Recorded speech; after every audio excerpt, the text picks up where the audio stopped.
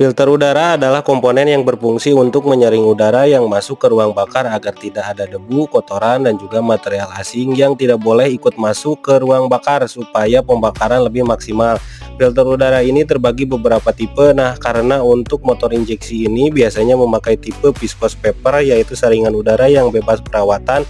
Karena untuk tipe viscose paper ini ada lapisan oli tipis yang melapisi sekitar serat-serat kertas pada saringan, yang bertujuan agar penyaringan lebih maksimal. Makanya untuk tipe saringan udara ini tidak boleh disemprot pakai kompresor, apalagi dicuci steam guys. Karena bebas perawatan, AHM menyarankan melakukan pergantian filter udara di kilometer 16.000, dan itu pun melihat kondisi lingkungan sekitar.